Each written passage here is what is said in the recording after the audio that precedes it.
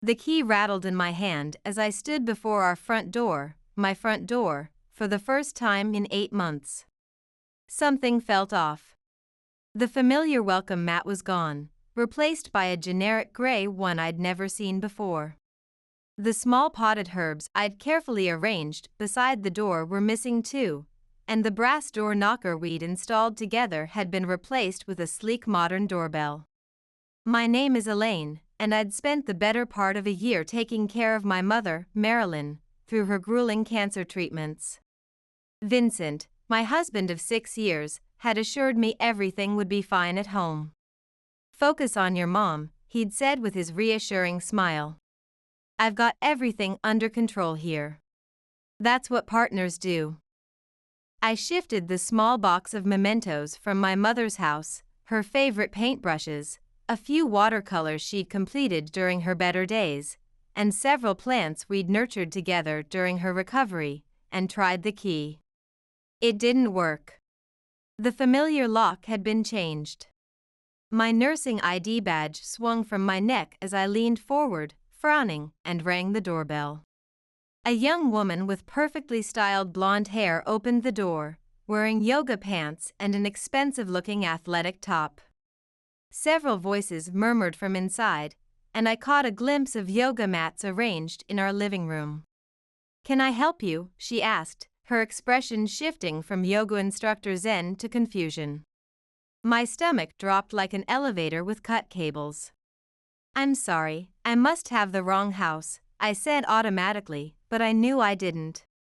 This was 1542, Maple Drive, the modest suburban home Vincent and I had scrimped and saved for years to buy, the one I'd poured my heart into personalizing between my demanding hospice shifts. "Are you looking for Vincent?" she asked, tilting her head. "He's at his office right now, meeting with clients." The world tilted sideways. My nursing training kicked in, the same calm I maintained when delivering difficult news to patients' families took over. "I'm Elaine," I managed to say, my voice steadier than I felt. "Vincent's wife." Her eyes widened, then narrowed. "Oh," she said, glancing briefly at my scrubs and nursing badge. "I'm Patricia. Vincent's new wife." "New wife?" The words hit me like a physical blow. I gripped the doorframe to steady myself, the small box of my mother's treasures nearly slipping from my fingers. "What do you mean, new wife? Vincent didn't tell you?" Her voice dripped with fake sympathy, but her eyes darted nervously to my credentials. "We got married last month. He said you two were separated. That you chose your career and your mother over him."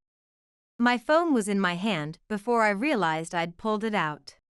Vincent answered on the third ring. "Elaine? You're back early. How's your mother? Where's my house?"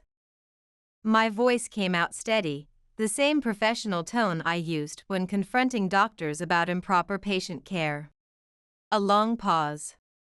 "I can explain. Things have been complicated. I'm standing on our front porch talking to your new wife while she's hosting some kind of wellness session in our living room." "Explain fast." "Look, I tried calling you multiple times. I was in the hospital with my dying mother." Several birds scattered from the newly pruned tree at my outburst. The garden I'd lovingly tended as therapy after difficult shifts had been replaced with generic landscaping. I was administering her medication, holding her hand through chemo, watching her struggle to breathe. "All while you were what? Getting married?" "Your mother didn't die," he said, as if that made everything acceptable. "No thanks to you," I spat. "The money you took was supposed to help cover her treatments. Where are my things? My journals? My patient memory books?" Another pause. "In storage unit 247 at Safe Store on 5th Street. I'll text you the code." His voice had the practiced smoothness he used with clients. I ended the call without responding. Patricia still stood in the doorway, arms crossed, watching me like I was a particularly interesting reality show subject for her social media channel. "I'd like to see the house," I said, slipping into the calm assertiveness I used when advocating for my hospice patients. She laughed. "Excuse me? We're in the middle of a wellness session." The house I paid half the down payment for while working double shifts at the hospice center. The house that still has my name on the mortgage despite my student loans. I pulled out my phone again. "Unless you'd prefer I call my lawyer right now and explain how you're occupying a property I legally co-own?" Her smug expression faltered. "Fine, but make it quick. My followers are waiting for the next segment."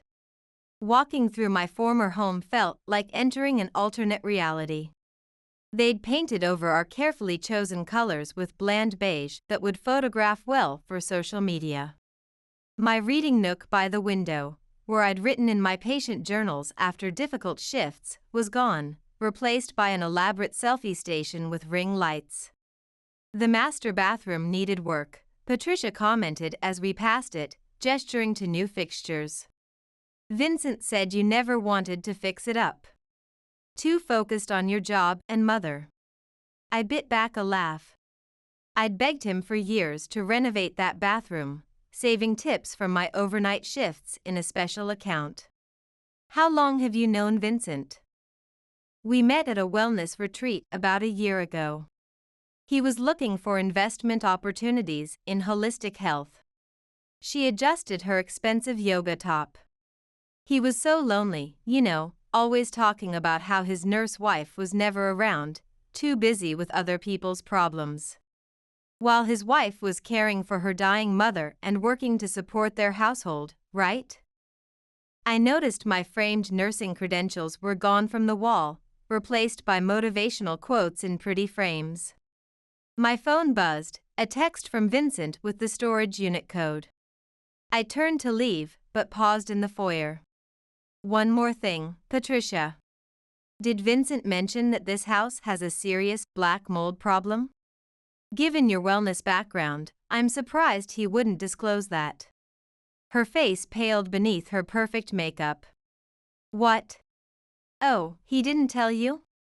It's in the walls. That's why we got such a good deal on it. The previous owners had to disclose it, of course. It's all in the paperwork." I smiled with the same gentle expression I used with anxious patients. "Have you been feeling tired lately? Getting headaches? With your focus on wellness, you must be concerned about environmental toxins." I walked out before she could respond, her panicked voice already calling Vincent's number behind me, the wellness session forgotten. In my car, surrounded by boxes of my mother's medications and care supplies, I finally let the tears come. 8 months of caring for my mother, of falling asleep in uncomfortable hospital chairs, of administering pain medication and documenting symptoms, of watching her fight for her life, all while Vincent was here betraying everything we'd built together. My phone rang. "Cassandra, my best friend since nursing school. You're back. How's Marilyn doing?" "She's better." I wiped my eyes, leaving a mascara streak on my scrubs. "The art therapy really helped during the last round of treatments. But I need your help, and maybe the number of a good consumer rights attorney." "What happened? Your voice sounds like it did during that terrible night shift when we lost 3 patients." I took a deep breath, feeling something harden inside me, the same resolve I felt when fighting for proper end-of-life care for my patients. "Vincent sold our house and married someone else while I was gone. He's been using our savings for some kind of investment scheme, and I'm going to make him regret everything, every single decision that led to this moment." "I'll be right over," Cassandra said without hesitation. "And Elaine, we're going to hold him accountable. What he's done isn't just wrong, it's fraudulent." I started the car, a plan already forming in my mind, as methodical and detailed as my patient care plans. They chose the wrong hospice nurse to betray, and they were about to learn exactly what that meant. Cassandra's modern condo smelled like coffee and determination. She'd already spread documents across her dining table, bank statements, property records, digital printouts of account activities, and a stack of post-it notes covered in her precise paralegal handwriting. "First things first," Cassandra said, sliding a mug toward me. "I did some digging the minute you texted from your mother's hospital room last month. Vincent's been busy while you were away, besides getting married." I wrapped my hands around the warm mug, the familiar gesture I'd performed thousands of times during night shifts. "Oh, honey, that's just the tip of the iceberg." Cassandra pulled out a folder and opened her laptop. "Remember how you gave me emergency access to your accounts when you first left? Well, I've been monitoring them. 3 months ago, Vincent withdrew $50,000 from your joint savings." My coffee nearly spilled onto the digital bank statements. "He what?" "That money was earmarked for Mom's experimental treatments. It gets better, or worse, depending on how you look at it." She pushed her laptop toward me, showing a trail of digital transactions. "He used it as a down payment on a new luxury car, registered only in his name, of course. And look at this," she pointed to a series of transfers. "He's been moving money into accounts for something called Wellness Wealth Partners." I scanned the digital records, my anger building with the same intensity one felt when witnessing patient neglect. "That's nearly all our savings. I've been working double shifts, documenting every extra hour, just to cover Mom's medications." "I know." Cassandra's expression hardened as she clicked through more files. "But here's where it gets interesting. The house sale, he rushed it through while you were literally administering your mother's emergency care last month. The digital paperwork is full of irregularities." She pointed to signatures that barely resembled mine. "What do you mean?" I leaned forward, examining the screen with the same attention I gave to patient charts. "Well, for starters." Cassandra was interrupted by my phone ringing. Vincent's name flashed on the screen. "Put it on speaker," Cassandra whispered. I answered, pressing the speaker icon. "What do you want, Vincent?" "Elaine, what did you say to Patricia about black mold?" His voice was tight with anger, the smooth financial advisor tone completely gone. "Only the truth." I caught Cassandra's approving smile as she continued scanning documents on her laptop. "It's all in the disclosure documents. You did read those before selling our house, right? As a financial advisor, I'd expect you to be thorough with such an important investment. There is no black mold. You're making things up to cause problems." Patricia is freaking out, talking about canceling her wellness livestream series. Am I making things up? Check the inspection report from when we bought the place, page 47, I believe. The previous owners had it treated, but you know how these things can come back if not maintained properly. I'm surprised you didn't mention it, given Patricia's focus on health and wellness. Silence on the other end.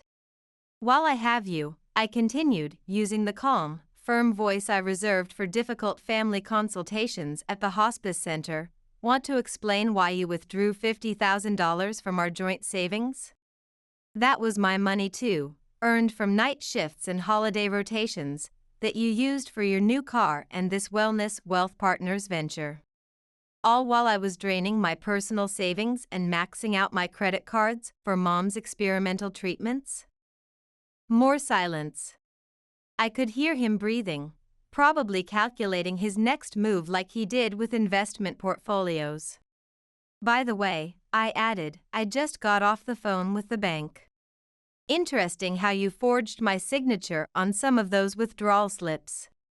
Did you use the signature from my nursing license that used to hang in our hallway?" "You can't prove that," he said quickly, too quickly. "And anyway, we've always treated our finances as shared. That's what married couples do." "Can't I?" We'll see what the bank's fraud department has to say. I document everything, Vincent. It's what they trained us to do in nursing school. I hung up before he could respond, the same decisive action I took when ending difficult conversations with uncooperative doctors. Cassandra slow clapped, her paralegal experience evident in her appreciation of the strategy. The black mold thing was brilliant. Was there really an inspection report? Of course. I took a sip of my coffee, feeling the caffeine hit my system like it did during long shifts. Page 47 talks about a minor moisture issue in the basement that was fixed before we moved in, but they don't know that. I documented everything when we bought the house. Habit from work. You're beautifully strategic, Cassandra grinned, turning her laptop to show me another screen. Now, about the house sale. My colleague at the Consumer Protection Office looked into the digital records. Guess what? Vincent never filed the proper paperwork for selling a jointly owned property without both owners present. Look at these electronic timestamps. I leaned forward, scanning the screen with the same focus I gave to complex medication schedules. What does that mean legally? It means the sale might not be binding. You could potentially challenge it, especially with evidence that he was systematically moving your money without consent. There's a pattern of financial abuse here. A knock at the door made us both jump. Cassandra checked the peephole, then quickly opened it. Perfect timing. Come in, Naomi. A tall woman in her early 50s entered, carrying a leather briefcase and a tablet. Sorry I'm late, had to finish a consumer fraud case downtown. She extended her hand to me. I'm Naomi, Cassandra's colleague from the consumer rights firm, and from what she's told me, you need serious legal intervention. Can you help me get my house back? I asked, straightening my shoulders, still in my slightly rumpled scrubs from the hospital. Naomi sat down, pulling out her tablet and bringing up several documents. Better. I can help you make sure Vincent and his new wife never feel secure in their ill-gotten gains. And we may be able to protect others from his schemes too. She swiped through several screens. First, we're filing an emergency injunction on the sale. Then, we're reporting those forged bank documents and investigating this wellness wealth partners that he's funneling money into. I don't want to just annoy them, I said, thinking of my hospice patients who taught me the value of meaningful action. I want them to understand the harm they've caused. The betrayal. Naomi looked up, her eyes sharp with the same intensity I'd seen in the best patient advocates. Trust me, they will. Cassandra mentioned Vincent's mother, Loretta. She's a retired school principal, right? With significant community standing? I nodded. She doesn't know what he did. He told her you abandoned him for your career. Not for long. Naomi smiled grimly. I've got a strategy, but you'll need to be patient, the same patience you use with your terminal patients. We're going to unravel their deceptions methodically, thoroughly, and they won't know what hit them until it's too late. Speaking of methodical, Cassandra added, reaching into a folder, look what I found when I ran a background check on this Wellness Wealth Partners venture. She handed me a printout of a regulatory warning. As I read it, my eyes widened. Is this real?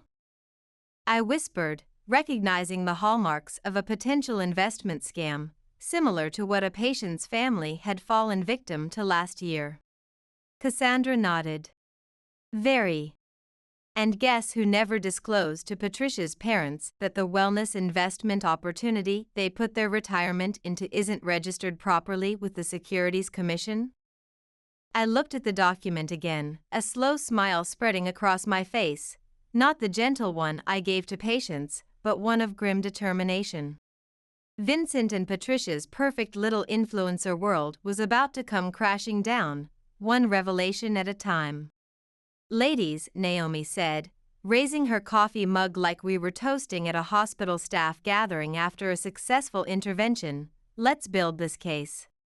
"Remember," Naomi said, adjusting my collar on the blouse I'd changed into, "you're not angry, you're concerned. Use your hospice voice." We stood outside my former home, the afternoon sun casting long shadows across the perfectly manicured lawn that used to be my wild therapeutic garden where I'd decompress after difficult shifts. "Concerned," I repeated, smoothing my face into the neutral expression I used when delivering difficult news to patients' families, "and I'm just being neighborly by sharing some important information about their new home. The same way I'd want someone to tell a patient about medication interactions." Cassandra squeezed my hand before heading back to her car, where she'd wait and watch, her phone ready to document anything we might need later. I rang the doorbell. Patricia answered, her face falling when she saw me. Her perfect makeup couldn't hide the stress lines forming around her eyes. "What do you want?" "I had to cancel my wellness workshop because of what you said." "I've been doing some thinking," I said, channeling my best end-of-life counselor voice. "It wasn't fair of me to drop that information about the mold and leave so abruptly." "May I come in? I have some documents you should see." As someone committed to wellness, I thought you'd want to know about potential health impacts. She hesitated, then stepped aside, her expensive yoga outfit replaced with casual loungewear that still probably cost more than my weekly salary. Vincent sat at the kitchen island, his jaw tightening when he saw me. The financial advisor mask slipped back into place. "What's this about, Elaine?" I placed a folder on the counter, arranging it neatly the way I'd organized medical information for anxious families. "I couldn't sleep last night, thinking about how I'd feel if I were in your shoes. Buying a house is such a huge investment, and there are so many things that can go wrong if you don't know the property's history. As a financial advisor, Vincent, I'm sure you understand the importance of full disclosure."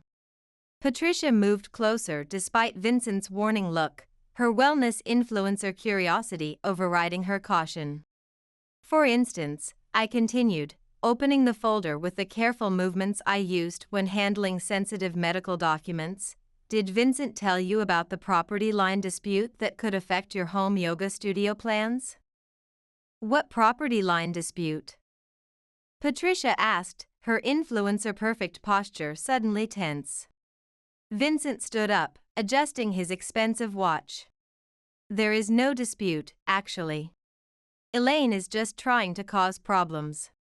I pulled out a survey document, pointing to the markings with the same precision I used when explaining treatment plans. "The previous owner never resolved their issue with the neighbors. See this line here? The garage that you've been talking about converting to a wellness studio actually sits 3 feet over the property line. The neighbors, Mrs. Thornhill specifically, were kind enough to let us keep it there when I brought her homemade soup after her surgery, but she never signed the official easement. And she mentioned to me that she's not thrilled about increased traffic for wellness workshops." Patricia's face paled beneath her perfect complexion.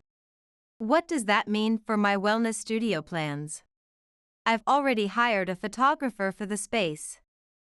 "It means," I said gently, using the same compassionate tone I used when explaining difficult prognoses, "they could legally force you to tear down that space or significantly reduce its size."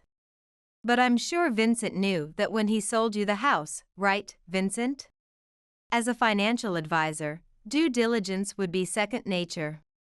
He wouldn't meet my eyes, his fingers tapping nervously on his expensive watch. "And then there's the matter of the basement." I pulled out another document with the same careful handling I used for patient charts.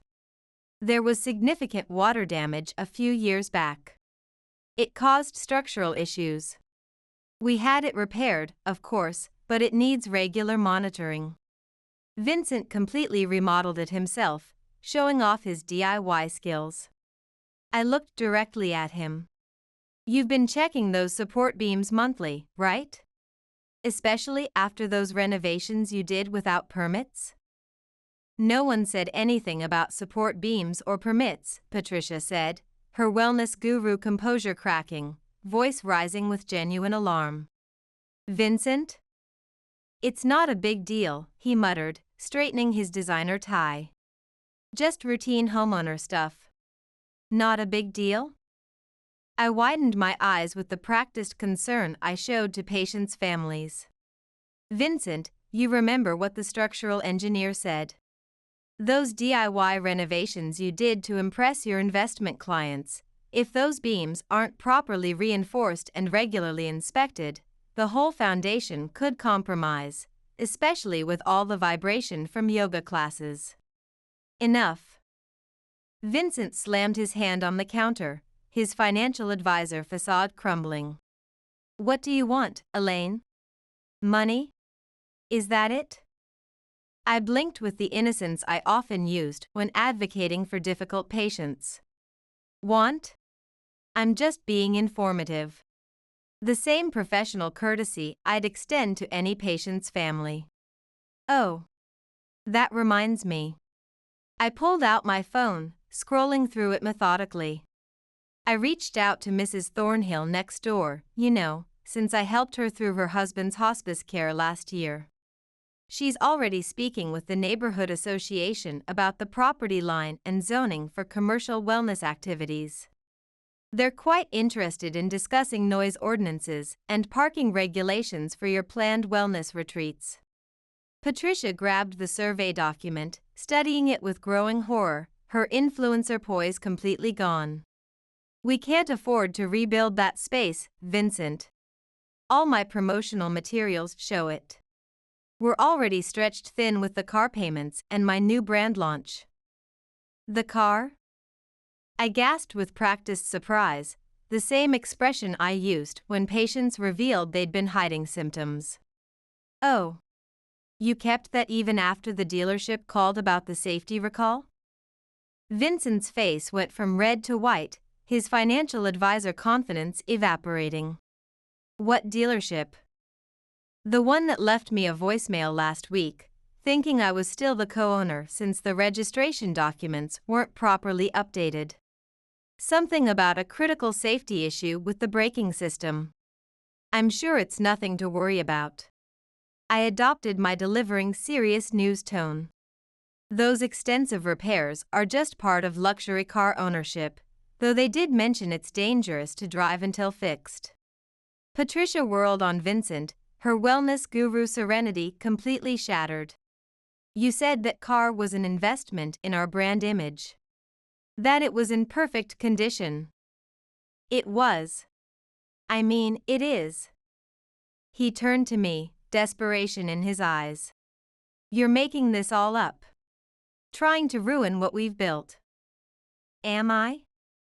I pulled out my phone again with the steady hand I'd developed administering precise medications, pressed play, and a mechanic's voice filled the kitchen, detailing technical problems in automotive jargon. I think, I said into the shocked silence, using my end-of-shift handover voice, you two have a lot to discuss about your wellness and financial future. Oh, and one more thing. I placed a final document on the counter with the precision of placing a medical chart. You might want to look into the environmental history of this property before your next wellness retreat. Particularly interesting findings from the geological survey. I'd hate for your clients to be exposed to anything unwholesome. I walked to the door, pausing with my hand on the knob, my posture perfect from years of nursing rounds. Welcome to the neighborhood. I'm sure we'll be seeing a lot of each other. Perhaps at Mrs. Thornhill's next community meeting about commercial zoning violations? Outside, Cassandra was trying not to laugh as I slid into her car. That was masterful. Did you see their faces? Pure hospice nurse skill, delivering devastating news while maintaining complete composure. The best part. I held up my phone with the clinical pride of showing a successful treatment result. That mechanic's message? It's about my old car from before nursing school, but they don't know that. And the document about environmental findings? Standard geological survey with nothing remarkable, but they'll be second-guessing every health symptom they experience in that house. Cassandra started the car. Naomi called while you were in there. The bank's fraud investigation team wants to meet tomorrow about those forged signatures and the unauthorized account access. I nodded, watching Vincent and Patricia's silhouettes arguing through the kitchen window, thinking of the patients I'd seen whose relationships crumbled under pressure. Perfect. You know what hurts the most? I would have given him the divorce if he'd just asked. We could have discussed it like adults. He didn't have to steal the money I earned through night shifts and holiday rotations, sell my house, and destroy my credit while I was administering my mother's pain medication. Their karma's coming, Cassandra said, pulling away from the curb, and it's wearing sensible shoes and carrying a very organized case file full of meticulously documented evidence. I smiled, thinking of the real documents waiting in Naomi's office. Tomorrow would bring a whole new set of revelations, and I was approaching it with the same methodical care I gave to my most complex hospice cases. The bank's conference room felt colder than necessary, reminding me of hospital administrative meetings. Vincent sat across from me, his lawyer beside him, while Naomi arranged documents with the precision I used when setting up medication schedules. Patricia hadn't come, probably still busy researching property laws and wellness space requirements. Let's begin, the bank investigator said, adjusting her glasses. Mr. Reed, we have several withdrawal slips and online transfer authorizations here with Mrs. Reed's signature. She claims these are forgeries and that the online access was unauthorized. That's ridiculous. Vincent's lawyer interjected. My client had full access to the joint account as her husband and financial advisor. Access, yes, Naomi said smoothly. Permission to forge signatures and override security protocols? No. Notice the distinctive formation in the E of these authentic signatures. She laid out documents I'd actually signed, including nursing certifications. Now, compare them to these withdrawal slips and digital authorizations. The investigator leaned forward, frowning at the evidence. The differences are quite apparent, and our cybersecurity team has flagged unusual access patterns. I was handling our finances while my wife abandoned our marriage for her career. Vincent snapped, his polished advisor demeanor cracking. I kept my voice level, using the same calm tone I used when correcting inaccurate medical orders. I was caring for my mother during aggressive cancer treatment, which you knew, since you used our savings meant for her medical bills to fund your investment scheme and buy yourself a luxury car. I was working double shifts at the hospice center to make up the difference. A vehicle, his lawyer cut in, that was purchased during the marriage and should be considered joint marital property. Interesting point, Naomi said, pulling out another document with clinical efficiency. Speaking of joint property, let's discuss the house sale. My client never signed these transfer documents either, digital or physical. Vincent's face twitched, his confident financial advisor mask slipping. She was unreachable. I tried calling. I was in St. Mary's Medical Center, I interrupted with the clarity I used during medical emergencies, room 415, administering my mother's breakthrough pain medication. You knew exactly where to find me, you even texted me there about the water bill. Instead, you forged my signature again and accessed my accounts without authorization. The investigator made a note. Mr. Reed, forgery and unauthorized financial access of this magnitude are serious offenses. We're particularly concerned about the pattern of account manipulations coinciding exactly with Mrs. Reed's documented hospital stays with her mother. You can't prove. Actually, Naomi interrupted, we can. We've obtained the security footage from the bank and the digital access logs. Would you like to see yourself making these withdrawals and the IP address records?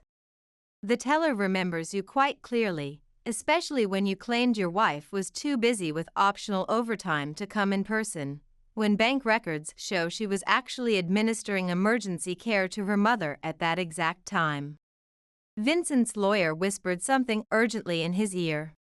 His face had gone ashen, the same color I'd seen on patients when they received unexpected news. My phone buzzed, a text from Cassandra.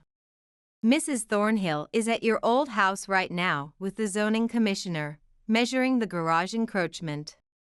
Patricia looks like she might need medical attention. I smiled slightly, then refocused on the meeting with the professional attention I gave to patient cases. Given the severity of these findings, the investigator said, the bank will be freezing all joint accounts pending further investigation. Mr. Reed, you may also face criminal charges for financial fraud, identity theft, and potentially wire fraud if these online transactions crossed state lines. Criminal charges? Vincent stood up so fast his chair scraped loudly. Over a few signatures and some account access? This is ridiculous. Elaine, tell them. Tell them. Tell them what? I met his eyes with the same direct gaze I used with difficult families in hospice care. That you didn't steal from me while I was changing my mother's for? That you didn't sell our house out from under me? That you didn't get married to a wellness influencer while I was sitting next to my mother's hospital bed administering medication? I turned to the investigator. I'd like to press charges, and I've documented everything meticulously, as I've been trained to do. Vincent's lawyer grabbed his arm before he could respond. They whispered furiously for a moment before Vincent slumped back into his chair, defeated. My client, his lawyer said carefully, would like to discuss a settlement arrangement. I'm sure he would. Naomi gathered her papers with clinical efficiency. Unfortunately, that's not on the table today. The bank will be in touch about their criminal investigation. As for the house, she smiled thinly, the property court hearing is next week. I hope you've enjoyed living there, because you won't be listing it as a wellness retreat venue for much longer. My phone buzzed again. Cassandra had sent a photo of Patricia arguing with Mrs. Thornhill in the driveway, property documents and zoning regulations clutched in her hands, her wellness guru image completely abandoned. One more thing, I said, standing with the calm dignity I maintained at the end of difficult family meetings. Vincent, you might want to check your email. The Consumer Protection Board just sent over some interesting information about that Wellness Wealth Partners investment you've been promoting to Patricia's followers. We left Vincent with his head in his hands, his lawyer already on the phone, probably trying to find a criminal defense attorney who specialized in investment fraud. In the parking lot, Naomi turned to me. That went better than expected. The bank investigator was practically salivating over those forged documents and unauthorized access logs. What happens now? Now, she checked her watch with the precision of someone accustomed to tracking medication schedules. We wait for the property court hearing. But first, she nodded toward the street where Cassandra was pulling up in her practical sedan. I believe you have a dinner appointment with Vincent's mother. I smiled. Loretta had always loved me, always trusted me, had even supported my decision to become a hospice nurse after my father's death. Finding out what her precious son had really been up to these past 8 months would be difficult but necessary, like many of the family conversations I facilitated at work. Don't worry, Cassandra called through her open window. I already arranged everything at Loretta's house. She insisted on cooking dinner herself, and I have digital copies of everything, the forged documents, the bank statements, even pictures of Vincent and Patricia from when you were administering your mother's emergency medication. I slid into the passenger seat, feeling lighter than I had in weeks, the way I felt after helping a patient find peace. You know what the most important part is? He did this all to himself. Every single consequence is the direct result of his own choices. Just like I tell patients' families, we can only control our own actions. Karma's not punitive, Cassandra said, pulling away from the bank with the careful driving she developed from years of transporting sensitive legal documents.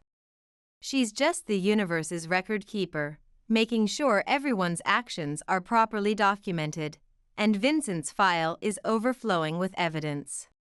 Loretta's face crumpled as she looked at the last photo on Cassandra's tablet, Vincent kissing Patricia outside an expensive jewelry store while the timestamp showed I was administering my mother's breakthrough pain medication during a particularly difficult night. I don't understand, she whispered, pushing her untouched homemade lasagna away. He told me you'd abandoned him for your career, that you'd stopped answering his calls because you were too busy with your patients and mother.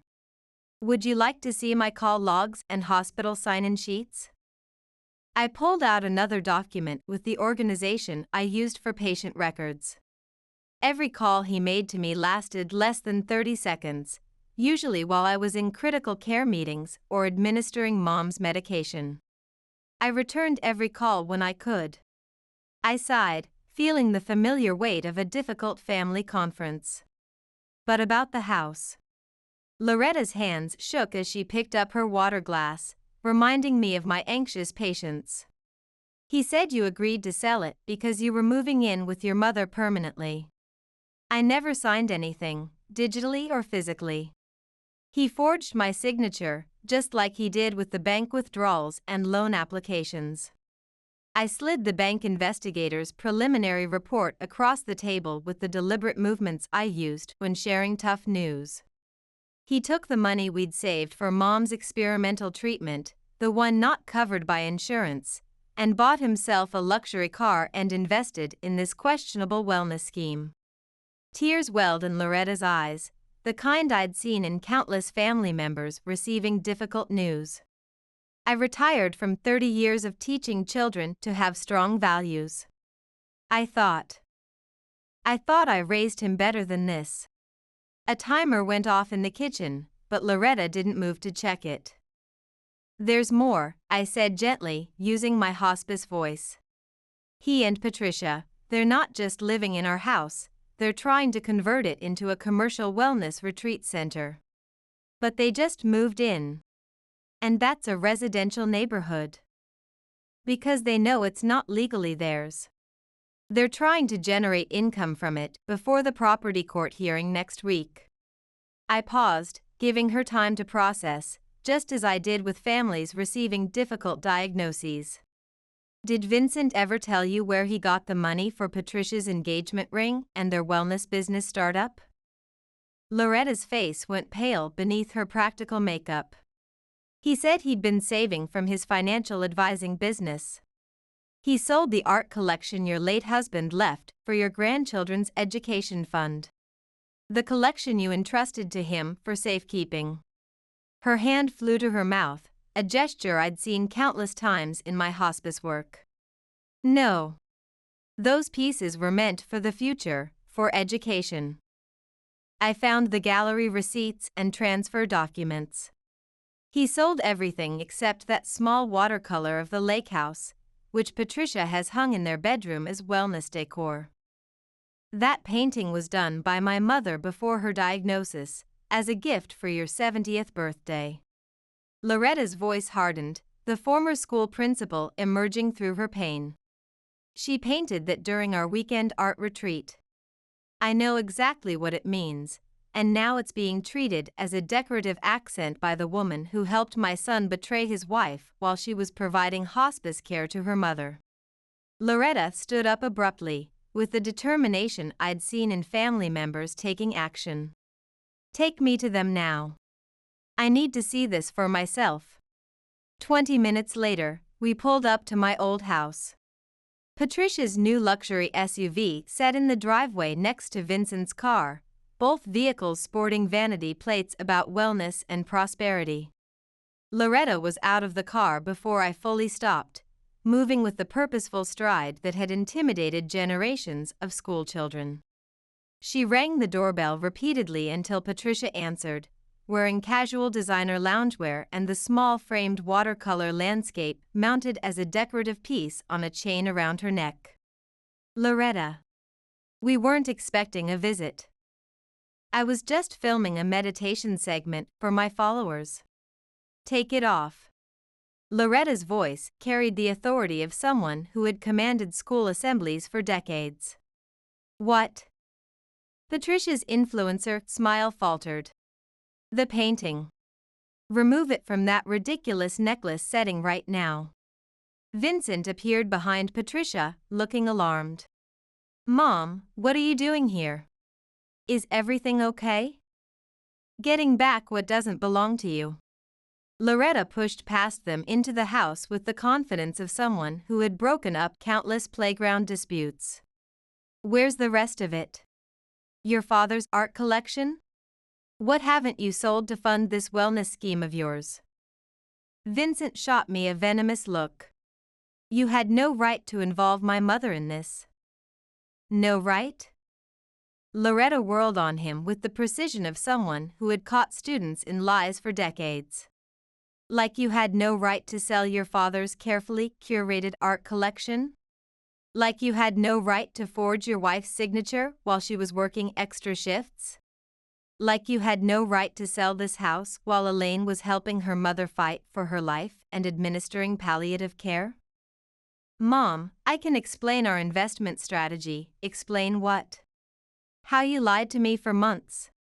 How you made me believe Elaine had abandoned you for her career when you were the one betraying her.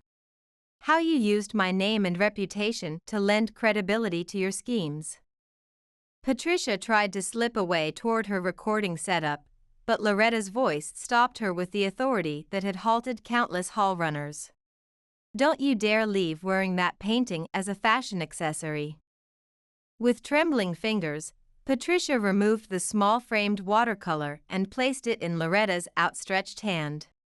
I want everything else back too, Loretta said, examining the painting for damage with a teacher's keen eye. Every piece you haven't sold. And Vincent, her voice broke slightly, revealing the mother beneath the principal, don't come to Sunday dinner anymore. I can't look at you right now. She turned to leave, then paused at the door, turning back with perfect dramatic timing. Oh, and that letter of recommendation you wanted for the Financial Planning Association? I'll be writing to them too, but not the recommendation you were hoping for. I'll be recommending they investigate your practices thoroughly. Outside, Loretta sagged against my car, clutching the small painting with the vulnerability I often saw in family members after difficult confrontations. I'm so sorry, Elaine. I should have known better, should have asked more questions when he started making excuses about your absences.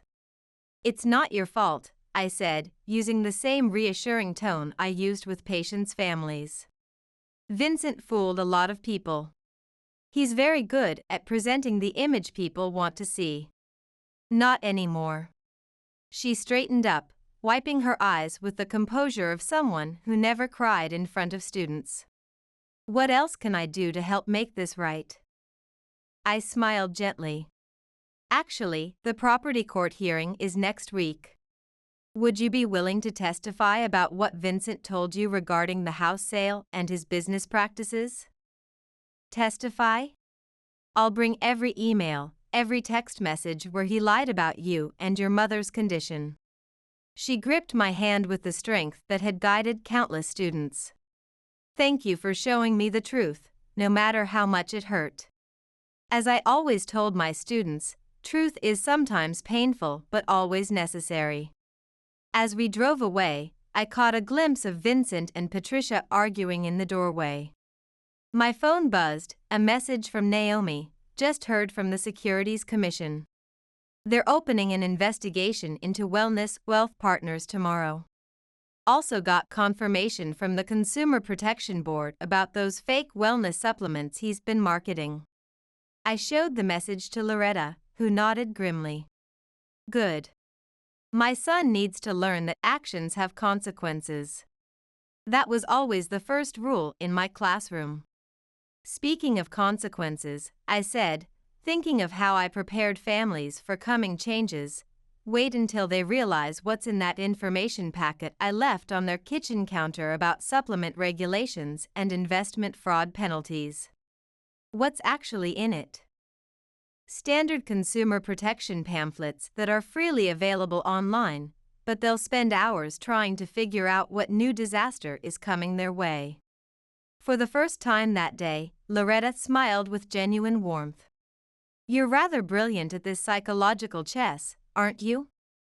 I learned from the best, I said, thinking of my mother's favorite saying that she'd repeat during her art classes: patience and persistence reveal all truths eventually, in nursing, in art, and in life. The property court hearing was scheduled for tomorrow, but fate had other plans. My phone rang at 3 a.m., vibrating against my nursing textbooks. It was Mrs. Thornhill, my former neighbor. Elaine, you need to come to the house right now.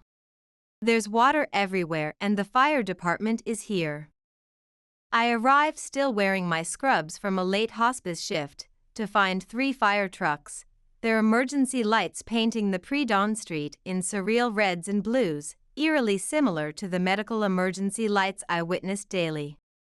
A small crowd of neighbors stood watching as firefighters pumped water out of my former basement. Patricia sat on the curb, her perfect hair soaked in makeup streaming down her face, wearing silk pajamas completely inappropriate for the emergency.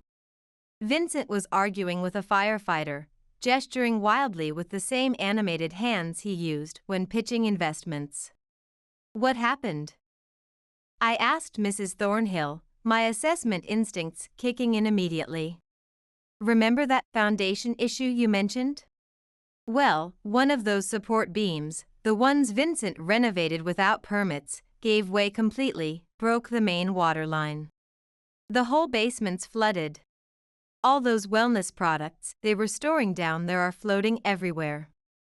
Cassandra appeared beside me, still in her practical nightwear but somehow looking as prepared as she did for court. I called Naomi. She's on her way with the property documentation. Vincent spotted me and stormed over, his financial advisor charm completely abandoned. You knew about this structural problem. I tried to warn you about checking those support beams and getting proper permits for your renovations. I kept my voice level, using the same calm tone I used with agitated family members at the hospice center. Did you even look at the maintenance and inspection documentation I left? There was no maintenance documentation in that folder. Patricia shouted from the curb, her wellness guru serenity completely shattered. Just standard consumer pamphlets. Nothing about support beams. What? I frowned with genuine confusion, the same expression I used when patients reported unexpected symptoms. The inspection reports and maintenance history were in the manila envelope on the kitchen counter, labeled Home Structural Reports. Vincent's face went white beneath his perfect tan. That envelope? We threw it away. We thought it was just more of your passive-aggressive warnings about the property line. You threw away the structural inspection reports? The firefighter who'd been arguing with Vincent joined our conversation, his expression incredulous. Ma'am, those documents could have prevented this completely. The beam showed clear signs of stress from improper renovation. Its textbook DIY disaster should have been addressed by a professional immediately. Patricia started crying harder, her waterproof mascara finally meeting its match. We can't afford professional repairs. The wellness studio renovation already maxed out our credit cards. We just paid for the garage property line survey and consultation with a zoning attorney. About that garage situation, Mrs. Thornhill chimed in with the timing of someone who'd spent decades in real estate. My attorney says you have until Friday to begin demolition of the encroaching structure or face daily fines. Demolition? A new voice joined the chaos. We turned to see Loretta walking up the driveway with the purposeful stride of a retired school principal, taking in the scene with trained assessment. "What have you done to this house, Vincent?" "Mom, what are you doing here at this hour?" Mrs. Thornhill called me. "I'm still on the neighborhood education committee, remember? We were concerned about your plans to run commercial wellness retreats in a residential zone." A firefighter emerged from the house holding something that made Loretta gasp. "Found this floating in the basement storage area. Anyone claim it?" It was an art portfolio case, waterlogged but partially intact. Loretta snatched it before Vincent could move. Inside, wrapped in now-soaked protective paper, lay several of her late husband's paintings and sketches. "You told me you'd placed these in climate-controlled art storage," she whispered, her voice carrying the disappointment of a teacher who's caught a favorite student cheating. "More lies, Vincent. These are ruined now." "I was going to sell them properly," he muttered, straightening his soaked designer pajamas. "We needed the money for the wellness center startup." "For what?" I interrupted with the directness I used when confronting family members who weren't following care plans. "The luxury car payments? The social media promotional campaigns? You can't afford to fix the garage you have to tear down? Or maybe the basement that's now turned into an indoor swimming pool for wellness treatments?" Naomi's car pulled up, and she stepped out looking impeccably dressed despite the hour, carrying her tablet and documentation folder. "Well, this structural failure significantly alters our approach for tomorrow's hearing. The hearing's the least of our problems." Patricia stood up, wobbling slightly in her impractical silk slippers. "We can't live here. My followers have already seen the house and my content. Where are we supposed to run the wellness business now?" "You could stay with your parents," Vincent suggested without thinking. "My parents? The ones who invested their retirement in your wellness wealth partners after you told them Elaine approved of the business model? They won't even take my calls now that they've been contacted by the Securities Commission." I watched their carefully curated world crumbling as rapidly as the house's compromised foundation. Cassandra touched my arm gently. "Should we tell them about the homeowner's insurance situation?" "What about the insurance?" Vincent demanded, his financial advisor instincts finally kicking in. "Oh," I said with the innocent tone I used when asking patients if they'd been following their medication schedules, "just that you needed to update the comprehensive policy within 30 days of taking ownership, especially if you were planning commercial activities on the property. You did handle that basic financial responsibility, right?" The look of horror on their faces answered that question as clearly as any medical chart. "The good news," Naomi said, checking her tablet with clinical efficiency, "is that this catastrophic structural failure makes tomorrow's hearing much more straightforward. No judge will contest the sale's illegality now, given the undisclosed DIY renovations, structural issues, improper zoning use, and forged documents." "But we put everything we had into this house," Patricia whispered, her influencer persona completely shattered. "All our content was going to be filmed here." "Everything you had?" I stepped closer, my voice carrying the same intensity one used when advocating for patient dignity. "I put 6 years of love and work into this house between hospice shifts. I planted every medicinal herb in that garden while studying for my certification exams. I selected every paint color to create a healing environment. I built a sanctuary where I could process the emotional weight of my work. And you took it all while I was administering pain medication to my critically ill mother, who didn't even die." Vincent shouted in frustration. The crowd of neighbors gasped at his callousness. Loretta closed her eyes in visible pain.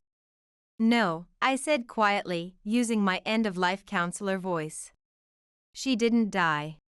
She fought harder than anyone I've ever known. And while she was fighting, showing incredible courage, you were destroying everything we built together and exploiting my profession for your wellness scams. A city building inspector arrived, immediately placing condemned notices on the front door after a brief assessment. You have 1 hour to remove essential personal items, he announced with the finality of a terminal diagnosis. The structure isn't safe for occupancy. As Vincent and Patricia stumbled inside to gather their belongings, Cassandra handed me a coffee she'd somehow acquired despite the early hour. Feeling vindicated now? I watched water continuing to pour from my former home's basement windows, the early morning sun beginning to rise behind it like it did after so many night shifts. Not vindicated, but at peace. Sometimes the truth reveals itself in its own time. I see it with my patients every day. Speaking of revelations, Naomi said, checking her phone, wait until they discover the Securities Commission investigation I helped initiate into their unregistered Wellness Wealth Partners operation. The sound of Vincent's anguished yell from inside the house suggested he'd just found the official financial regulatory investigation notice I had placed in his home office yesterday. Justice might move slowly, but it was as thorough as a well-documented patient chart. The property court hearing felt almost anticlimactic after the morning's flood drama. Vincent and Patricia sat on one side, still looking shell-shocked in hastily assembled outfits, while their lawyer shuffled through water-stained papers with growing frustration. Your Honor, Naomi began with professional confidence. Given the catastrophic events of this morning, the courtroom door burst open with the same dramatic timing as a family arrival in a hospice room. A woman in a crisp business suit strode in with purposeful steps, followed by 2 others carrying digital tablets and document cases. Your Honor, I'm Victoria Ramirez from the Securities and Exchange Commission's Enforcement Division. We'd like to add some pertinent information to today's proceedings about Mr. Reed's financial activities. Vincent's face went from pale to ashen gray. Patricia grabbed his arm, her wellness guru composure completely shattered as she whispered frantically. Proceed, the judge said, looking genuinely interested for the first time that morning. We've uncovered evidence of significant securities fraud spanning the last 3 years, Ramirez announced with clinical precision. Mr. Reed has been operating several undeclared investment vehicles under the Wellness Wealth Partners name and failing to register securities as required by law. That's not relevant to this property dispute. Vincent's lawyer protested, shuffling through his water-damaged papers. Actually, Ramirez continued, pulling up documentation on her tablet, it is directly relevant. The funds used for the down payment on this house, they came from one of these unregistered investment pools. Furthermore, we have evidence that Mr. Reed has been using the property as an unregistered business headquarters for soliciting investments from wellness enthusiasts. Patricia stood up suddenly, her designer outfit wrinkled from the morning's chaos. Business headquarters? What are you talking about? This is our home. Mrs. Reed, Ramirez clarified, nodding respectfully to me as the legal Mrs. Reed, are you aware that your husband has been running an unregistered investment scheme targeting wellness practitioners and their clients from the home office? That he's been promising unrealistic returns on revolutionary wellness products that don't exist? Investment scheme? Patricia's voice rose to a pitch I usually associated with family members receiving unexpected terminal diagnoses. Vincent, you told me those investor meetings were for legitimate wellness business partnerships. You said we were helping people achieve wellness and financial freedom. Sit down, Patricia, Vincent hissed through clenched teeth, but Patricia was beyond his control, her carefully constructed persona completely shattered. Is this why you insisted we buy that specific house with the home office? Is this why you rushed the sale and refused to let me review the documents? She turned to the judge, her voice breaking. Your Honor, I had no idea about any of this. He told me everything was properly registered and legal. I've been promoting these investments to my followers.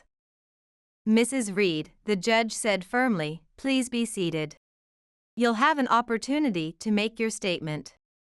Loretta, sitting behind me with the perfect posture of a career educator, made a small sound of distress.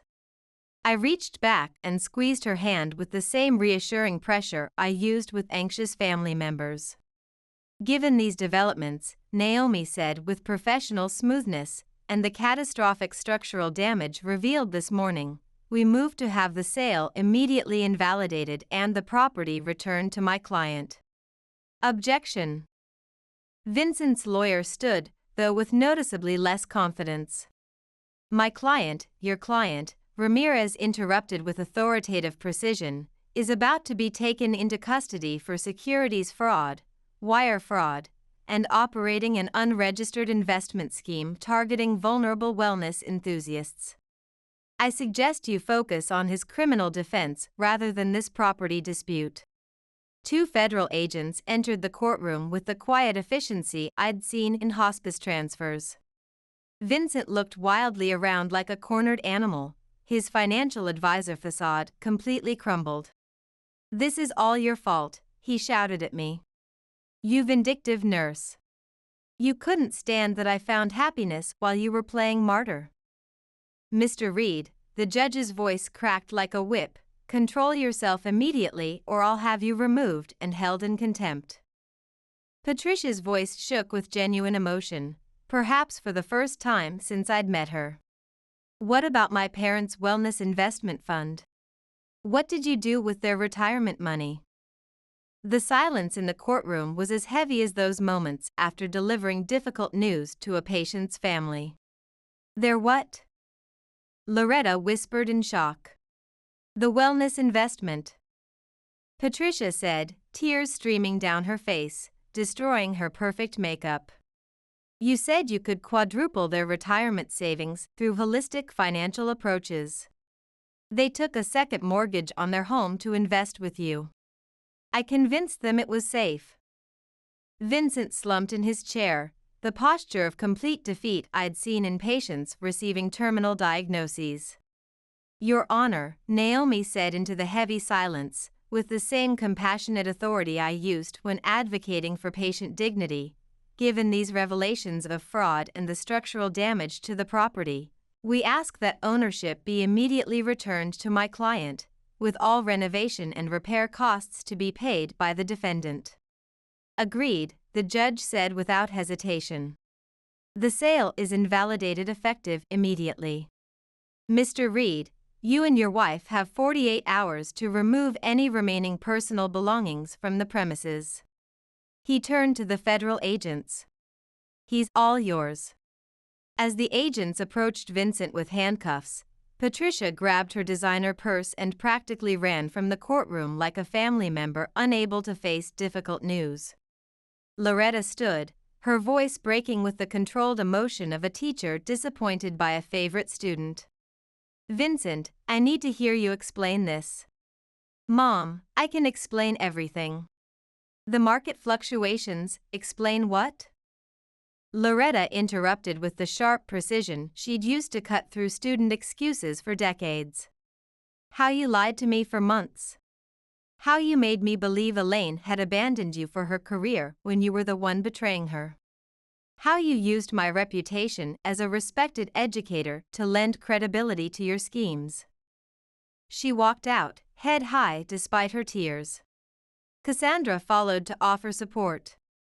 Elaine, Vincent called desperately as the agents led him past in handcuffs. Please, you have to help me. For the sake of what we once had. You're a hospice nurse, you're supposed to be compassionate. What we once had died the moment you chose to betray not just me, but everyone who trusted you. I met his eyes with the direct gaze I used when delivering difficult but necessary truths.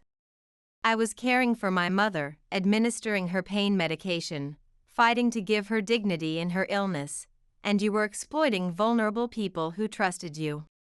This isn't revenge, Vincent, This is the natural consequence of your choices.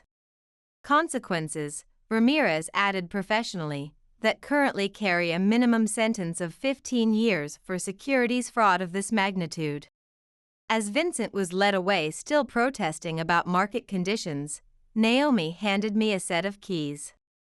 Congratulations, the house is legally yours again. What's left of it after the water damage, anyway? I turned the keys over in my hand, feeling their weight, similar to how I felt when returning a deceased patient's personal items to their family. You know what's ironic? I don't want it anymore. Too many contaminated memories. It's no longer the healing space it once was. Then sell it, she suggested with practical compassion, legally this time, with full disclosure. Use the proceeds to start something fresh and meaningful. My phone buzzed, a message from my mother Marilyn. Just saw the news report about Vincent's arrest. Are you all right, sweetheart? Your father would be so proud of your strength. I smiled, typing back, better than okay. I'm finally free to move forward. Looking around the emptying courtroom, I felt a weight lift from my shoulders, similar to when a patient finally finds peace. Vincent's elaborate web of lies and fraud had collapsed under its own weight, just like I'd seen happen with families who couldn't maintain false narratives around illness. I hadn't just exposed his betrayal, I'd protected others from becoming his victims. Ready to go? Cassandra asked, returning from comforting Loretta. Yes, I said, standing with renewed purpose. I think it's time to build something meaningful out of this experience. As we left the courthouse, I heard Vincent's voice echoing down the corridor as he was led away, still protesting about market conditions and wellness revolutions, but his words, like his investment promises, rang hollow now. Sometimes, the most healing approach isn't active intervention at all. It's simply stepping aside and allowing truth to emerge naturally. The moving truck pulled away from my former house, carrying the last of my belongings, my nursing books, patient journals, and gardening supplies. I stood in the freshly repaired driveway, holding the final paperwork from the legitimate sale. Are you absolutely certain about this decision? Cassandra asked, watching the truck disappear around the corner. Completely. I handed the papers to Naomi, who'd stopped by to oversee the final transfer and ensure everything was properly documented. The proceeds from the sale will help so many families in crisis. The people Vincent hurt through his fraud. The Patient Support Fund is a beautiful application of your hospice philosophy, Loretta said, joining us with a notebook of ideas. She looked older now, but more at peace. I've added my own contribution from my teacher's pension. It's the least I can do to help repair some of the damage. My phone buzzed, a text from Mrs. Thornhill, just met the new homeowners. Lovely young physician and her husband. They're planning to restore the medicinal herb garden to its former glory for educational purposes. Speaking of restoration, Cassandra said, have you told them about the Marilyn Walsh Caregiver Support Foundation? I nodded.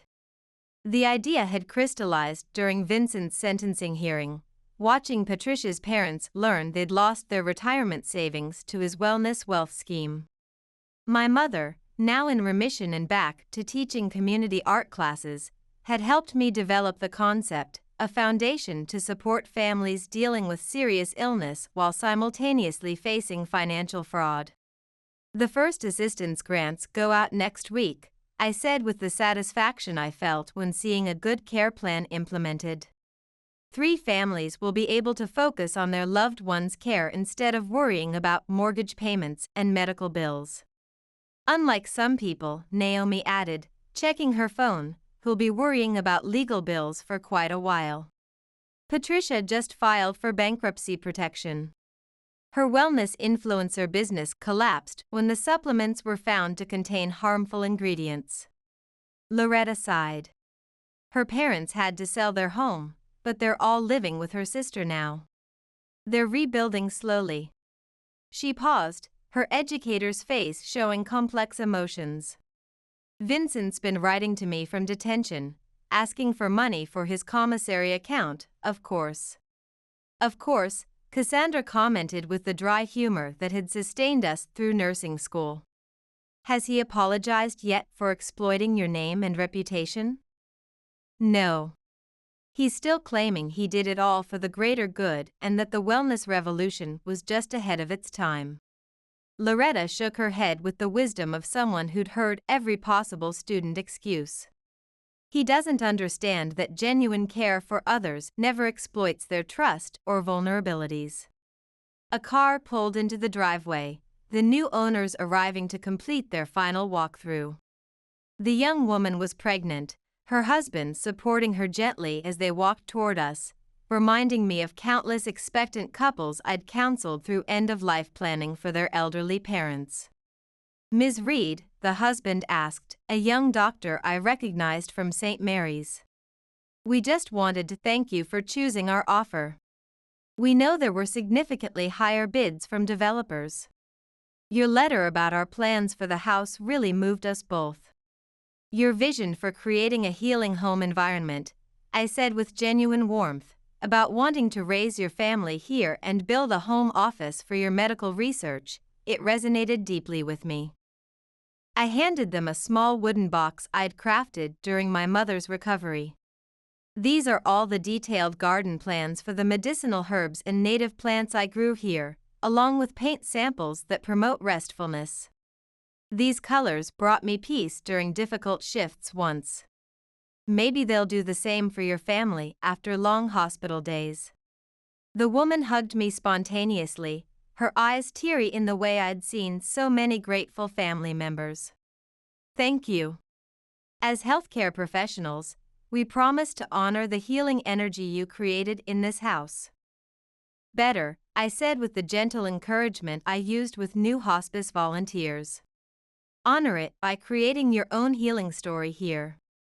Make it uniquely yours. After they went inside to complete their inspection, Naomi checked her watch with the precision of someone who values every minute. Ready for the next chapter in your journey? I nodded with determination. We drove across town to a modern office building with large windows that flooded the space with natural light.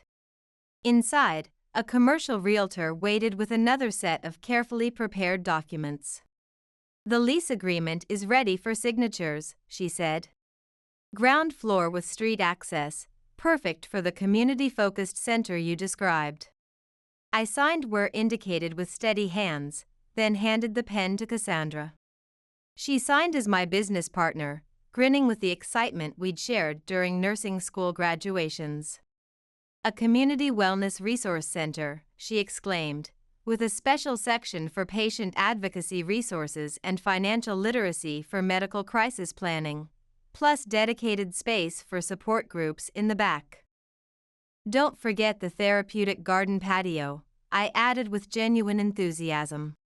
Mom's already starting the medicinal herb seedlings she'll tend there. Her art therapy classes will give people a creative outlet during treatment cycles. Loretta examined the floor plans with a teacher's careful eye. The shared experiences library corner is brilliant. People navigating health and financial crises need to know they're not alone with their feelings. They're not, I said with the conviction I'd developed through years of hospice work. That's the foundation of healing, connection, and understanding. Walking through the empty space, I could already envision it coming together: warm, adjustable lighting for sensitive eyes, comfortable chairs arranged for conversation and support, shelves of resources offering both practical guidance and emotional comfort. A place where people navigating health crises and financial challenges could find information, community, and hope.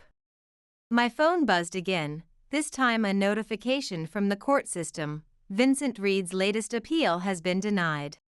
He would serve his full sentence for securities fraud and elder financial exploitation. Still processing this news, Cassandra asked gently, watching my expression as I read the message, "Are you feeling vindicated now? Or is it something different?"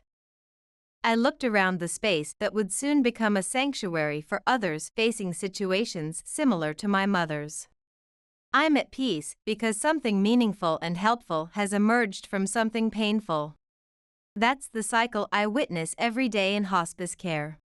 Speaking of meaningful work, Naomi said, checking her calendar, don't forget tomorrow's planning meeting with the patient advocate volunteers.